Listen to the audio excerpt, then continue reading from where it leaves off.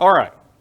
So last on our list is Judas Iscariot for our apostle study for this set of notes. Now, the last set of notes, they're actually printing, and they'll be on the back table after service. That will include James, the son of Alphaeus, who is the last apostle in our study. There are some other study topics associated with James, the son of Alphaeus, though, on those last set of notes. Our goal this evening is to finish up Judas / Thaddeus / Lebbaeus / Jude, and then also Judas Iscariot.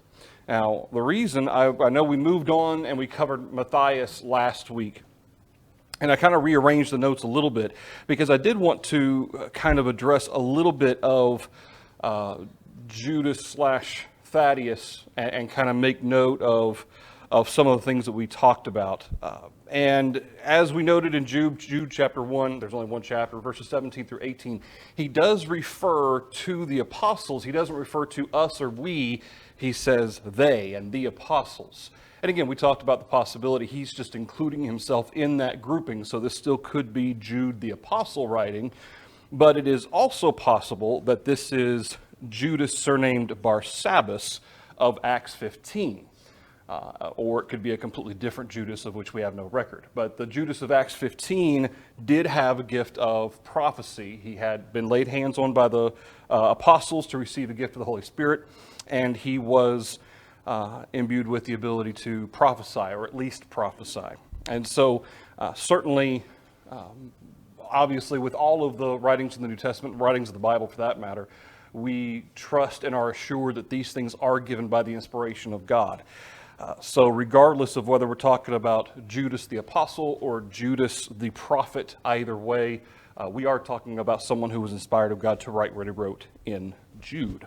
However, and this is going to relate a little bit into our discussion on James next week, the writer of Jude does refer to himself as the brother of James and not the son of. And so we talked a little bit about how this is Judas of James.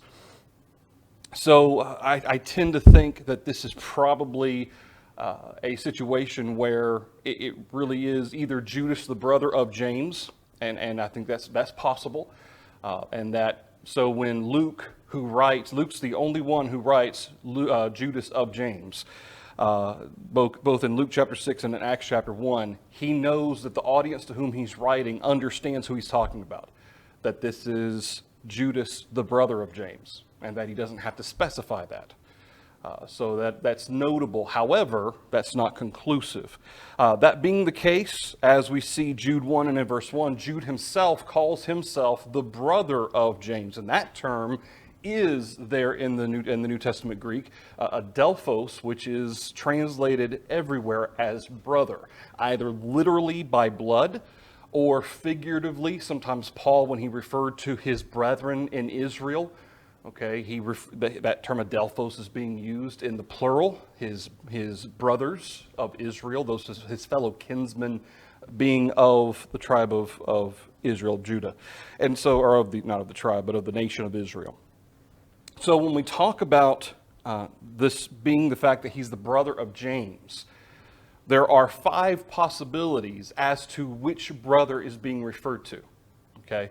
Because there are several Jameses mentioned in the New Testament, several different Jameses. And like I said, we're going to go more in depth into this when we talk about James, the son of Alphaeus. However, we know that James and John were the sons of Zebedee. There's nothing that says that they were the only sons of Zebedee, but James and John are listed as the sons of Zebedee. Well, why wouldn't Judas also be associated, or why wouldn't Judas be associated with those same son of Zebedee? I don't know. And I throw that as a possibility because that is one James that we read about.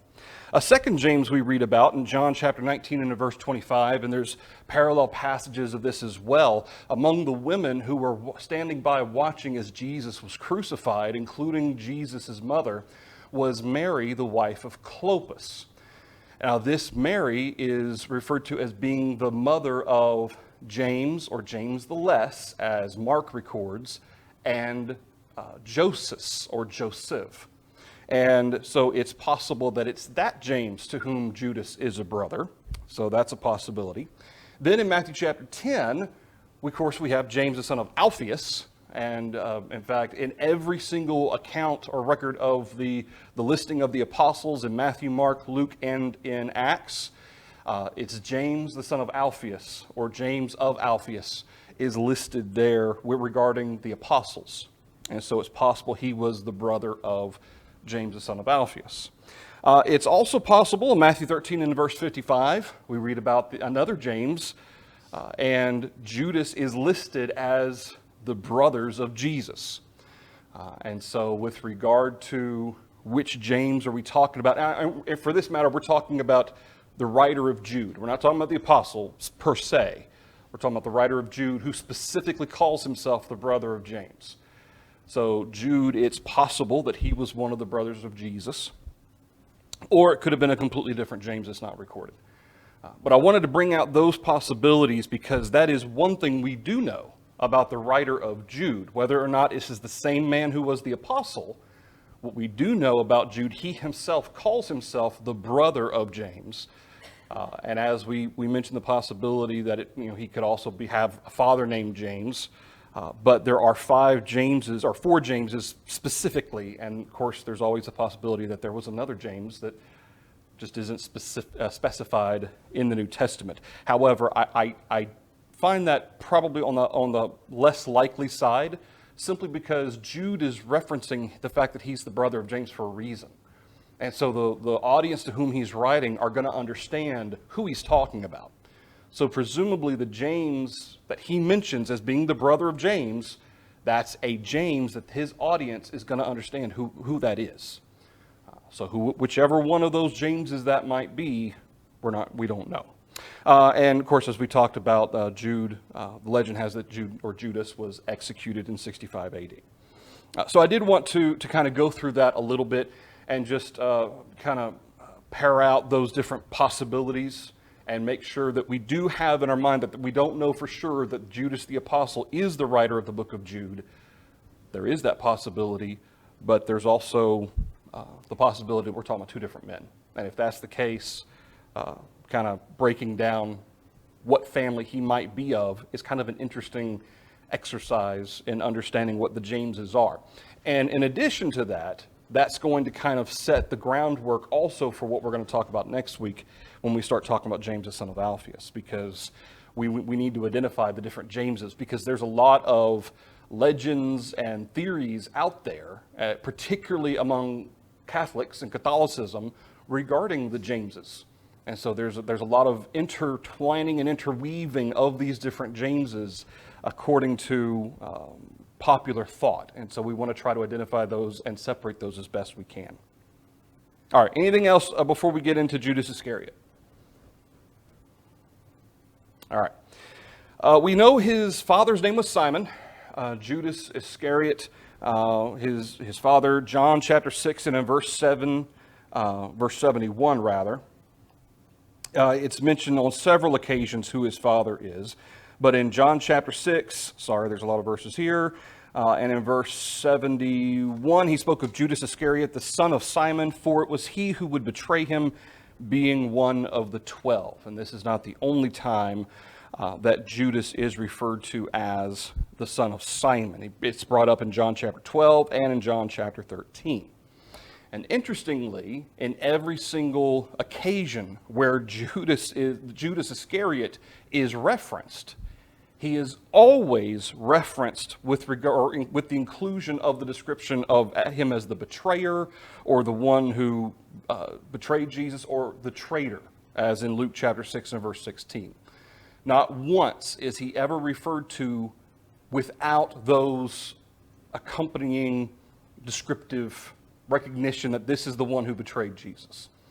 And certainly there are several reasons I guess you could point to for that. One is for clarification, okay, to make sure, as we noted before, that it's very possible that Judas, the apostle, that the name Thaddeus or Lebbaeus may have come about as a nickname to separate him from Judas Iscariot. And so certainly there's that possibility of trying to make sure they emphasize that this is Judas Iscariot, not Judas the apostle, or any other Judas for that matter.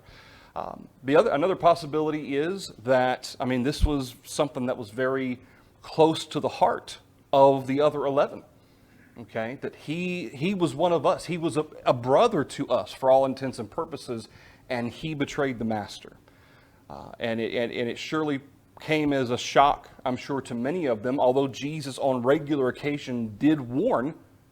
He warned that one of you is a betrayer, and at times even directly pointed out that Judas was a betrayer. But regardless, the apostles didn't seem to really pick up on that until after it had happened. And presumably, and we'll talk more about a little bit about Judas's character here in a second, but presumably they didn't know that Judas's character was what it was until after the fact. And so during that period of time, and as we mentioned a little bit last week, Judas was a part of this ministry. In fact, as we read from Acts chapter 1, as Peter is bringing up the prophecy speaking to the need to fill the office of Judas, it is referenced the fact that he had a part in this ministry. And so sometimes we kind of limit Judas to simply the role of quote-unquote treasurer or taking care of the money bag and betraying Jesus. But though that wasn't all he was doing, there was more to it than that. He was included in that teaching of the gospel, again, regardless of what attitude or mindset or motivation he had, he was a part of that. And the apostles acknowledged that. Anything through that? He went out on that limited commission with the others too. Yeah. Oh, yeah. Yeah. When they were initially sent out and Jesus gave them power to cast out demons and so forth, and they went out and they come back and they report to Jesus, it's amazing that at your name, demons are being cast out and these signs are being done. Judas was a part of that. And of course, Jesus knew all along that was the case of what Judas was going to be and do. Even still, and as we ended last week, we talked about the fact that there are those, and even there's a pseudo quote unquote lost book of the Bible. It's called the Epistle of Judas, and it claims that Judas was given the secret knowledge from Jesus and was actually commanded by Jesus to betray him. And that Judas was the only one of the 12 who actually understood the nature of the kingdom. And so Judas, with a heavy heart, did what he did. And he was just kind of portraying the bad guy. And certainly that is in stark contrast to what we read in the New Testament. But having said that, and the Gospel of Judas is a very Gnostic writing. It's all about secret knowledge and secret understanding and so forth.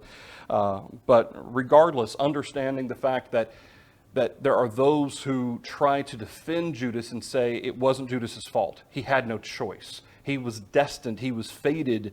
He was forced into it. I mean, God and his plan, he forced him into it. Judas never had a chance.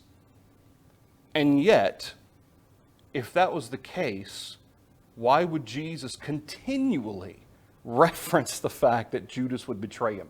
Even up to the supper where Judas had left to betray him.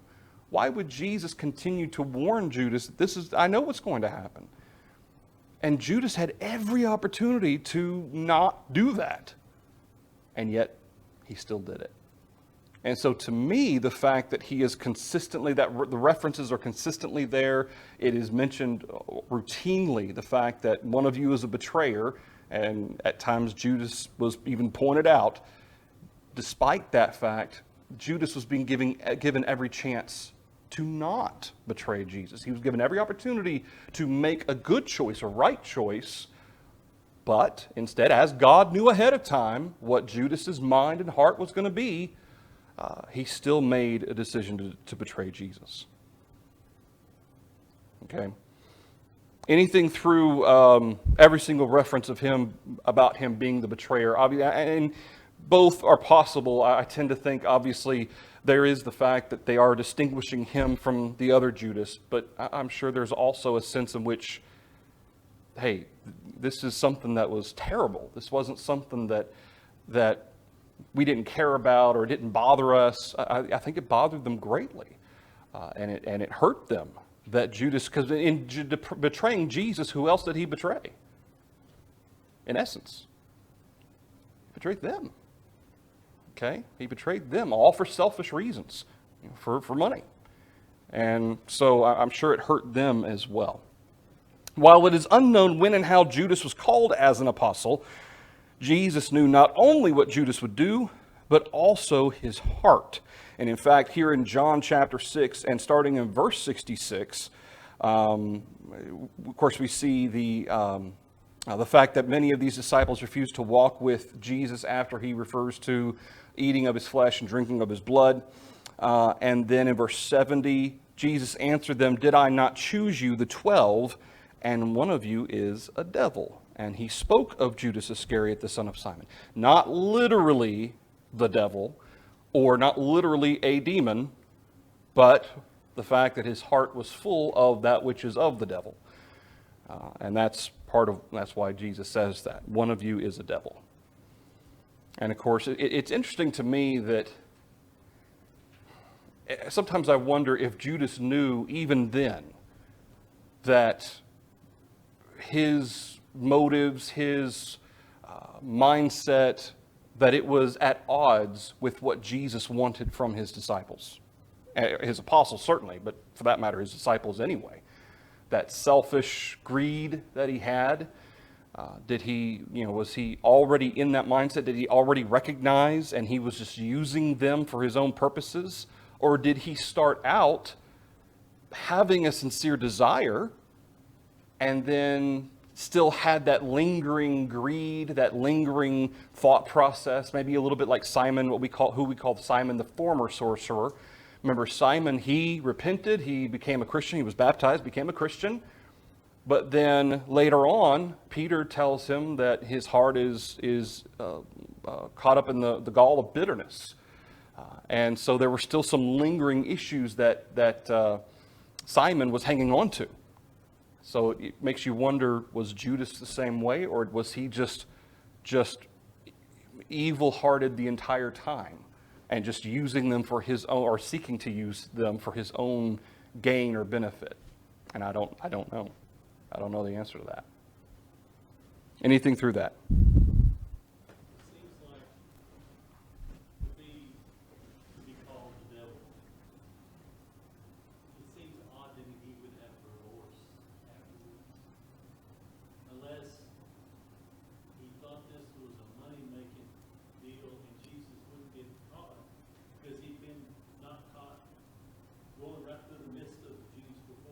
Yeah. And never got caught before, even though he's right in the middle of them.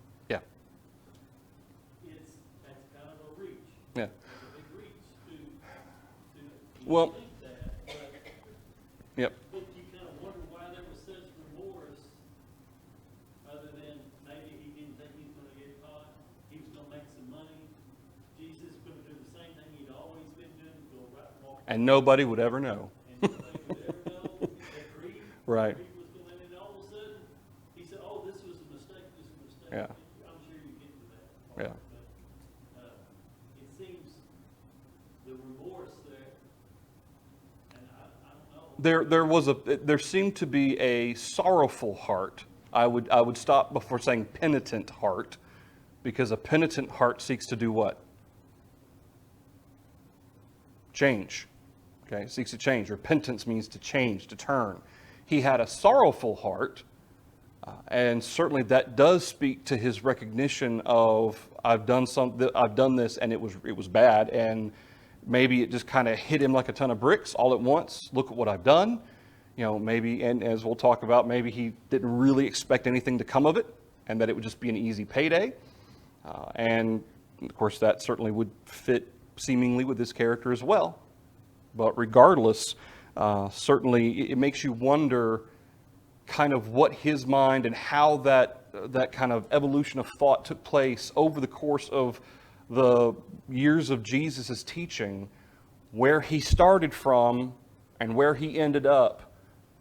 Was that a kind of a big kind of big change, or was he like that the whole time, and he just either was seeking to deceive everyone else or even himself? And I don't know. All right. In John chapter 13, starting in verse 21, despite the fact that Jesus knows full well that Judas is going to betray him, he calls him a devil, starting in verse 21, we see how that this really troubles Jesus. It really bothers him. In fact, in verse 21, when Jesus had said these things, he was troubled in spirit and testified and said, "Most assuredly I say to you, one of you will betray me." Then the disciples looked at one another, perplexed about whom he spoke. Now there was leaning on Jesus' bosom one of his disciples whom Jesus loved, and Simon Peter therefore mentioned to him to ask who it was of whom he spoke. Then leaning back on Jesus' breast, he said to him, "Lord, who is it?" Jesus answered, "It is he to whom I shall give a piece of bread when I have dipped it." Having dipped the bread, he gave it to Judas Iscariot, the son of Simon. Now after the piece of bread, Satan entered him, and Jesus said to him, "What you do, do quickly." But no one at the table knew for what reason he said this to him. For some thought, because Judas had the money box, that Jesus had said to him, "Buy those things we need for the feast," or that he should give something to the poor. And having received the piece of bread, he went out immediately, and it was night. The interesting thing about this, it says Satan entered him. And this is another effort by some people to try to say, see, he had no choice. He was forced into it. He was possessed by a demon or by Satan himself and was made to do it.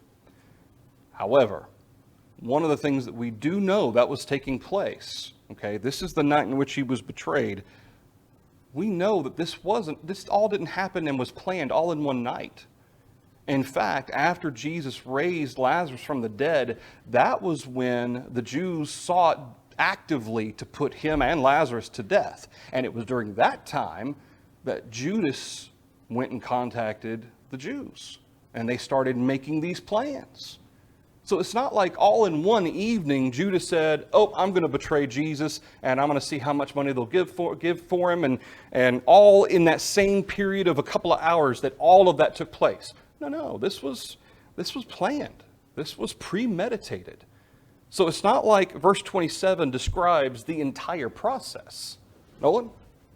Wouldn't this be the opposite end of the scriptures teach? God hardened Pharaoh's heart or someone. We're just seeing the other end effect of that. Right. Satan has influence also. Absolutely. And of course, those temptations, those distractions that Satan tries to pull at our character, he already seemingly had a grip on Judas anyway. And as we're going to note here in just a minute, Judas was keeping the money bags, but he was stealing also. He was already greedy. Okay? Now, maybe that was just a limited amount of maybe just kind of a little bit here and there, so that nobody would notice. Maybe that's how he did that. Maybe it was a lot. But remember, we talked before about the fact that it was after he was anointed or the expensive oil that was used to anoint Jesus. It was after that Judas sought to betray Jesus. He sought money for that. And so the fact that when he asked, "Hey, why are we wasting this oil?" I mean, it could have been sold for, forget how much, but it was very expensive. It would seem as though, and of course Judas says to give to the poor, but it's far more likely that Judas had every intention of thinking, look at all the money I could have had, and all this oil got wasted on anointing Jesus. Okay, so it's almost as if his first thought was one of greed. Not one of, yes, I want to give to the poor, and then it kind of keeps nagging at him, and I could take some for myself too. And so it kind of makes you wonder, and as Nolan pointed out, you talk about God hardening Pharaoh's heart, allowing Pharaoh to have that authority, to have that praise, and as pharaohs were often worshipped as gods on earth, or gods to be when they eventually died or ascended, which was the idea, that that was the character and the mindset that Pharaoh had. Well, in this case, I contend that Satan didn't physically, literally enter him. One could say the same thing, that when we commit ourselves to commit sin, as James describes, that each one is tempted, and when tempted is full grown, it gives birth to sin, and when sin has however James words that, sin is full grown, gives birth to death. Okay, well, in that process, Satan is in there. Even though James never mentions Satan in James chapter 1, that process of temptation is certainly there. Once we've committed ourselves to that, whatever that sin is, once we've committed or determined I'm going to do it, you could say Satan has entered me because his control now has me. I am committed to a sinful act, and Satan has me. And so for all intents and purposes, you could say Satan has entered me because that desire to do that which is wrong or evil has now taken over. And that's all I'm focused on. I'm not thinking about God. I'm not thinking about Jesus. And I would suggest the same thing's happening to Judas, that he is now committed. He is now set. Not that he's just now starting and he had no intention to betray Jesus before this. Like I said, this was all being set up all along. Now is the moment when he's going to do it. He's now set to that purpose. Doug? Just make me think of the works of the flesh are from the devil, not Yeah. from God. Yeah. Versus godly, spiritual, good. Yeah. You know, And James says in James 3, the wisdom from above is earthly, sensual, demonic. Absolutely. that's why he's called the devil. Yeah. Not that the devil was in it and he had no control. Yeah. He started saying, I think that's a great idea. I can get money and Jesus probably will get right through them and nobody, like you said, nobody will know. Yeah. Because I got the bag. Nobody's going to know. Well, and right. And what's interesting about this is I'm not sure what the process here was. Because Jesus specifically told them, the one to whom I give this piece of bread after I've dipped it, he's the one who's going to betray me. Well, then Jesus did give it to Judas Iscariot. But Jesus, whether this was kind of the two of them separately, and then Jesus said something to them, regardless, because they thought, they didn't realize what this meant. Okay, what you do quickly. They seem to have heard that, but they assumed that this was about going and buying stuff for the feast. They didn't make the connection between the bread being dipped and given to Judas and Jesus saying, this is the one who's going to betray me. Why that is, I don't know. And I don't know if it was kind of the process in which it took place. Like maybe it happened a little bit later. Like maybe there's a little bit of time, 10, 15, 20 minutes between our red letters, verse 26, and then having dipped it. Maybe they just forgot about it. Okay, maybe it wasn't immediate. Because I can't imagine how the apostles sitting there, Jesus says that, and then immediately reaches for the bread, hands it to Judas. And how they don't come to that realization, he's the one who's going to betray Jesus. So it makes me wonder if there was a little bit of time there, and then when the time was appropriate and right, Jesus dipped the bread and gave it to Judas Iscariot, and that was it. And at that point, for whatever reason, the disciples or apostles, they just kind of had forgotten about what Jesus said, or hadn't really, they didn't kind of fit together for them that quickly. But I think it's interesting, though, that that you have that happen, and Jesus, it's very clear, and yet, and it's also possible that maybe the apostles just didn't think that it could possibly have been Judas. That's a possibility. I tend to think that's less likely, but Jesus says, one of you is going to betray me in verse 21. Well, as far as we know, he's with the 12 here. Now, they're all together, but he's with the 12. It's got to be one of them.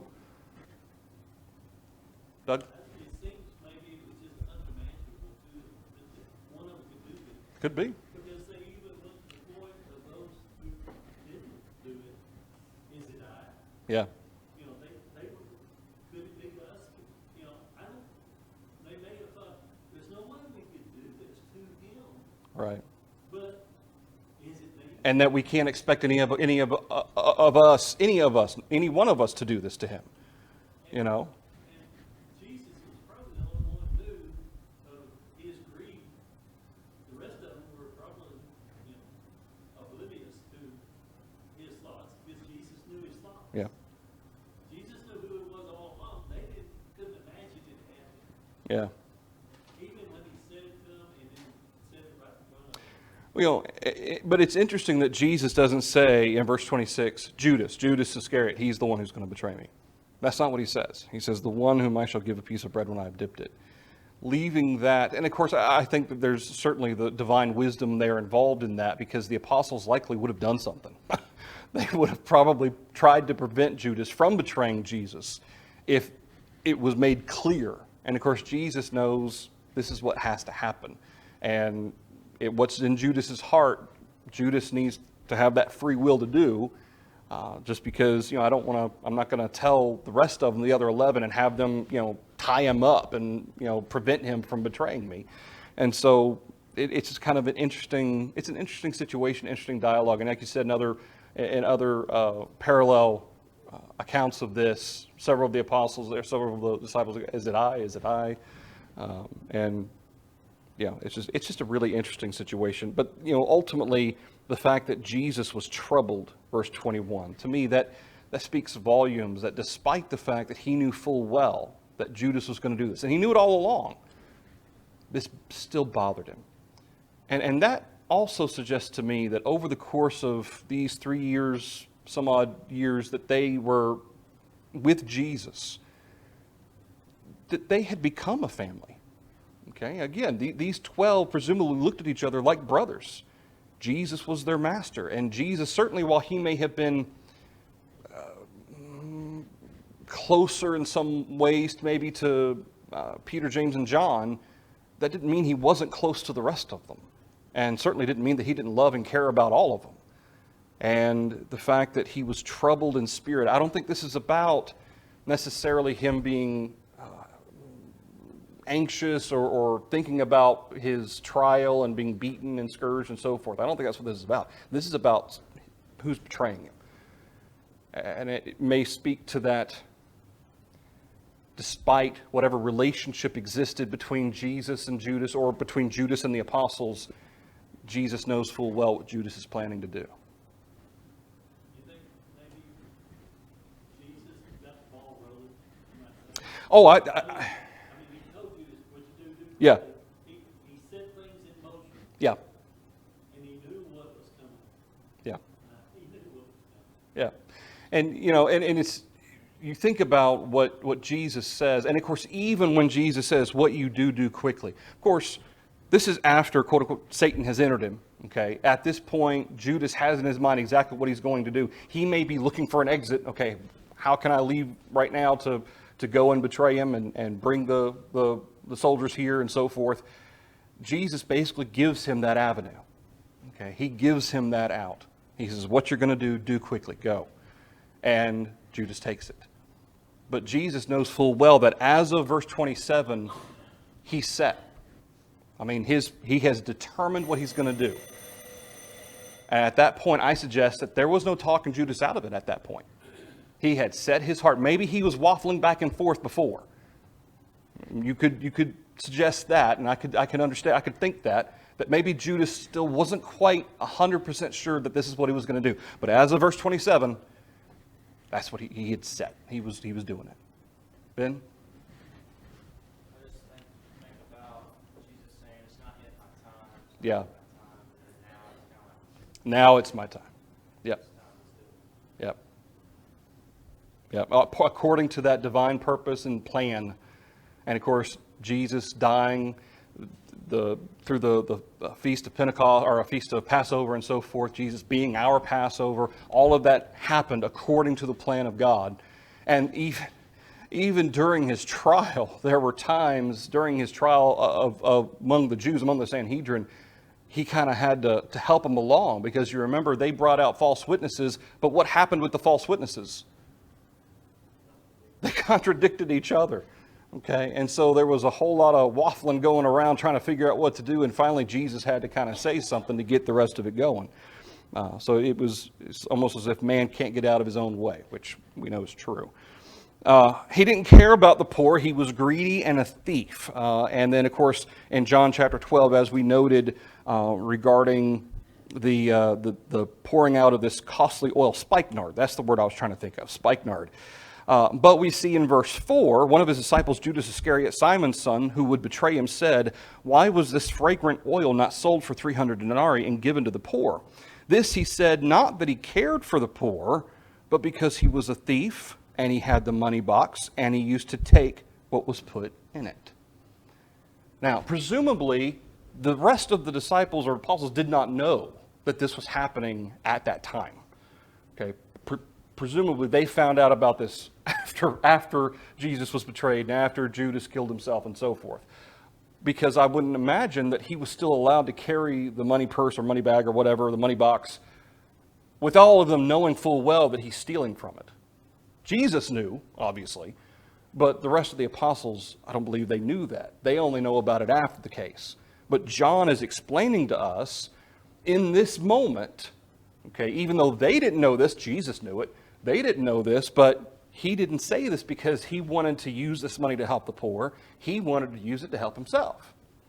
And then John throws in there the fact that he was a thief, that he was stealing from, all intents and purposes, he was stealing from Jesus. Can you imagine? Stealing from Jesus. Again, that goes back to the question, was Judas's motivation one of greed the entire time? And he thought he was just deceiving everyone, which he was except for Jesus? Or did he actually have a part of him that was seeking to do good and seeking to do right, but then there was this other part of him that because he had the opportunity, I'm going to keep taking what I can. And then opportunity to betray Jesus. You know, all these opportunities, and he just couldn't help himself with those opportunities. And it just makes you wonder. It makes you wonder. And of course, again, speaking to Doug's point, the fact that he was remorseful, was sorrowful after he betrayed Jesus. He sees what's about to happen. This is not like all the other times. This is actually going to bring about the death of Jesus. This causes a change in him. Again, a change to the extent of being sorrowful, not a change my character, my attitude. Was that the first time he was truly sincere in his reactions and words? Or did he finally realize the consequences of taking these opportunities to steal and kind of make the best of the situation and so forth? And I don't know. I don't know the answer to that. I think maybe he was preaching in his heart, just like those when they realized we put to death the Son of We've killed the Son of God. After Peter gave his sermon and put the whole picture together, I mean, they thought, what are we going to do now? We killed him. But you know what? And but what's great about that is they asked that question. Men and brethren, what shall we do? We've killed the Messiah. Now what? Judas didn't seem to ask that question. Now what do I do? He seems to have set his mind on, I'm going to go kill myself. That's how he decided he was going to handle this failure, this fall, I guess you could say. And of course, we contrast what happens with Judas with what happens to Peter. Peter does arguably the same thing. He betrays Jesus, and in Peter's case, 3 times. And yet Peter comes back. He obviously repents. He comes back stronger and focused on serving the Lord. Ben? A while back, there was a sermon, and I don't remember who said it, but the point of it was, what if Judas would have waited 3 days? You know, Yeah. forgive him. And then all of a sudden, here's Jesus risen again, and Judas has that, Judas could have waited, and there would have been no need for Matthias to take his place. Yeah. All right, we'll stop there. We will pick up and try to finish up Judas next week and get into the Jameses. Like I said, those notes will be on the back table after service. Thank you, everybody.